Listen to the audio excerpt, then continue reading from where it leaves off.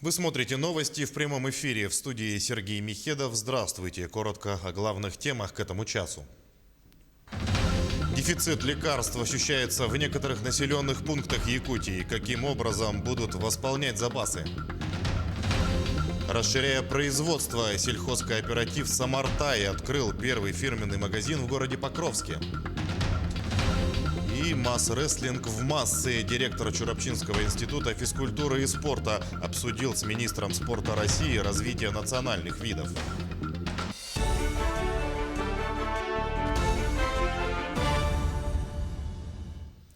Эпидситуация в Якутии остается без изменений. Глава региона провел сегодня очередное совещание оперштаба. За минувшие сутки выявлено 203 новых случая COVID-19. Больше всего заболевших в Якутске – 117 человек. Особое внимание СН Николаев обратил на обеспечение лекарствами аптек районов республики. Он отметил, что получает обращения жителей улусов посредством соцсетей об отсутствии тех или иных препаратов в аптеках поселений. Глава Якутии дал поручение оперштабу четко отработать этот вопрос с Росздравнадзором и поставщиками. Также СН Николаев напомнил, что рекомендации по возобновлению учебного процесса в школах даны, и теперь каждый городской округ и район должен принять самостоятельное решение. Также сегодня в 20:00 по якутскому времени СН Николаев проведет прямой эфир на своих личных страницах в соцсетях – Инстаграм, Фейсбук, Одноклассники и ВКонтакте, а также на площадке YouTube.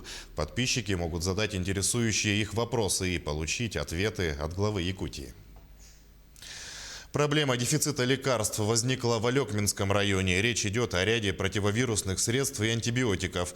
Аптеки и аптечные пункты стараются покрыть спрос, но далеко не всегда это получается. Елена Фаст с подробностями. С проблемой дефицита лекарственных препаратов столкнулись жители Алекминского района. Получив рецепт, люди направляются в аптеку, где чаще всего в наличии далеко не все. Буквально в эти дни большой завоз в 76-ю аптеку, в том числе и орбидол, но только 100 упаковок. Нету препаратов у поставщиков наших. Вот. Если есть, но в очень минимальном количестве. И до нас это вообще не доходит никак. Мы не успеваем даже заказать. Ну вот Сахафармации получили орбидол 100 упаковок. Практически это ничего. Но тоже товар маркированный. Новая программа «Чистый знак», задуманная с лучшими намерениями, пока создала искусственный ажиотаж спроса. По требованию необходимо отсканировать каждую упаковку и ждать ответа, есть ли он в базе.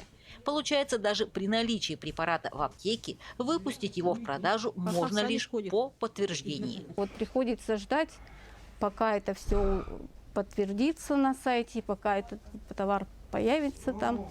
Только тогда мы можем его продавать. Это тоже время. Ну вот. То есть к вам пришел товар, и он должен еще подтвердиться? Да, мы каждую упаковку должны это все внести в компьютер.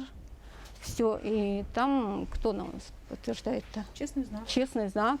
То есть фирмы все перешли, начали работать с обратного акцепта. Им так удобнее, но нам это неудобно. Получается, каждую упаковку при поступлении нам приходится подтверждать. То есть принять, пришел товаром, каждую упаковку код маркировки считываем, отправляем, подтверждается на сайте, что да, честный знак наш принял. После того только мы можем этот препарат продавать. К этому прибавился и повышенный спрос на ряд препаратов, он очень велик. Зачастую его нет и у поставщиков. Есть противовирусный препарат анаферон, кагацелы, но нет проблема в том, что нет орбидола и очень мало гриферона. Это идет по протоколу врачей при лечении COVID-19. Орбидол у нас отсутствие до конца сентября он у нас был, но возникли проблемы в связи с честным знаком, маркировка на лекарственные препараты. Из-за этого возникла проблема, что система не так еще вошла в работу, и у поставщиков нету орбидола. И у частных, и таких учреждениях аптечных тоже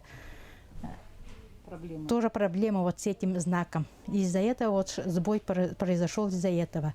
Опять же, есть информация, что буквально в эти дни будет внесено некоторое изменение, что чуть-чуть разгрузит ситуацию. Сейчас упростили это. И упростили вот эту схему передвижения, отчетности. И вот надеемся, что она нормально заработает, но вот надо время. Есть вопросы и по сельским пунктам аптек, пока они получают препараты осеннего запаса. А учитывая качество связи, в селах ввести программу в действие будет очень проблематично. Елена Фаст, Максим Копылов, Алехминск. Почти на четверть сократилось число трудовых мигрантов в России. Такие данные приводит МВД. Согласно статистике ведомства, по состоянию на начало ноября в стране работают порядка 1 миллиона 800 тысяч иностранных граждан.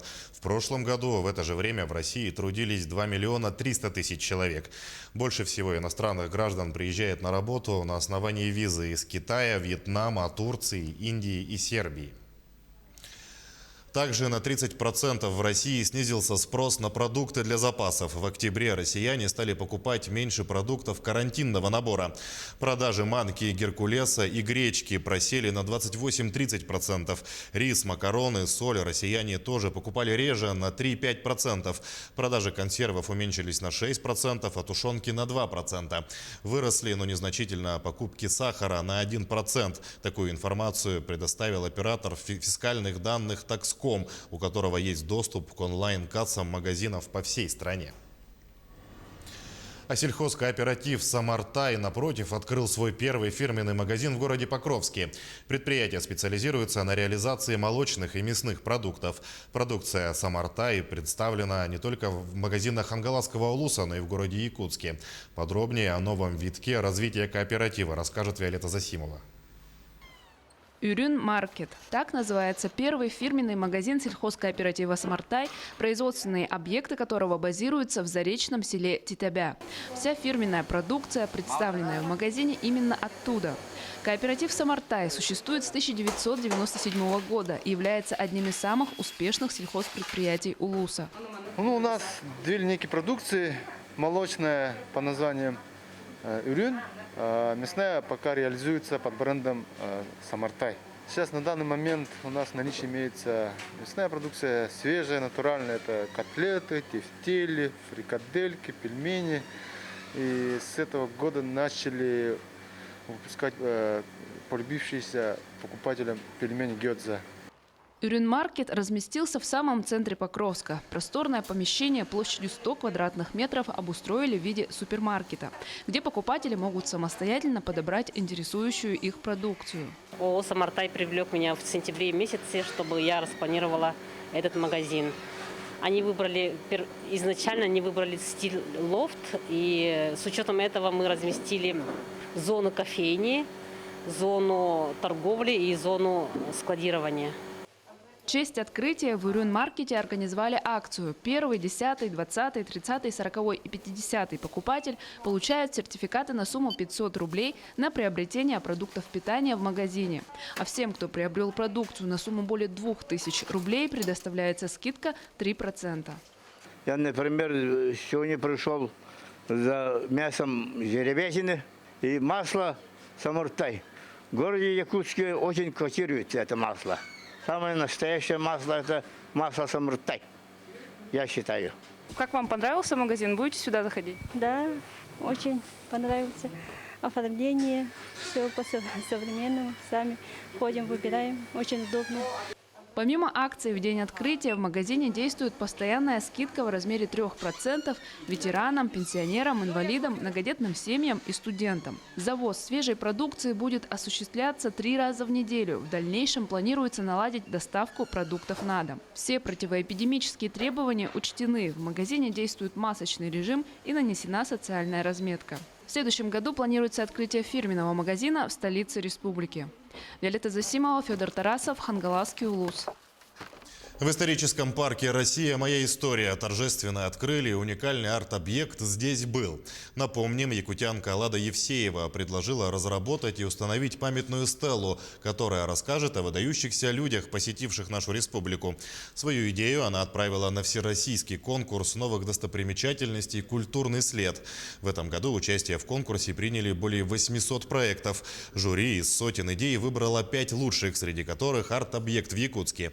Всего на объекте «Здесь был» сделано порядка 30 графических надписей о знаменитых людях.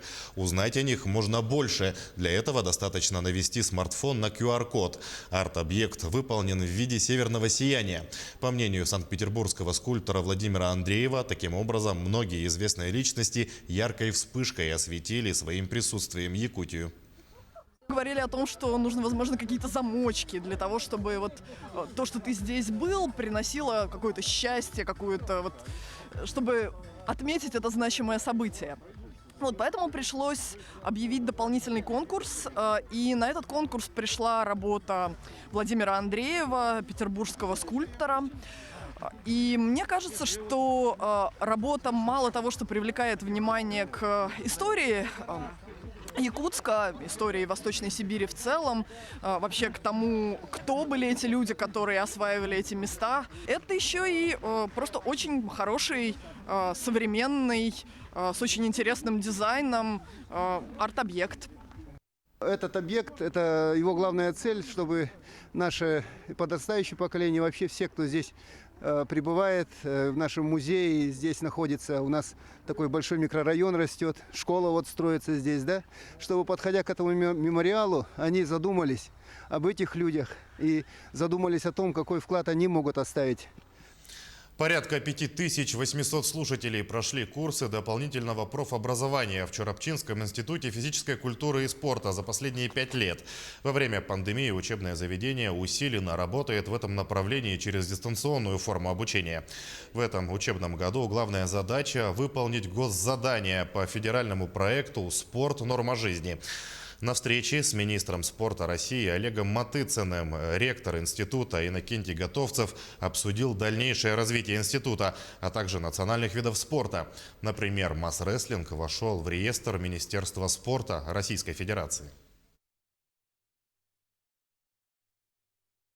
В этом году мы будем обучать где-то более 500 курсантов, это инструкторов и тренеров. Это Республика Саха-Якутия, Магадан, Чукотка, Камчатка, ну и центральные регионы. Мы не только будем готовить по масс-рестлингу, мы будем готовить тем видам спорта, которые вошли в реестр. Наши корреспонденты следят за развитием событий. Берегите себя в общественных местах, носите маски, соблюдайте социальную дистанцию и оставайтесь в курсе новостей.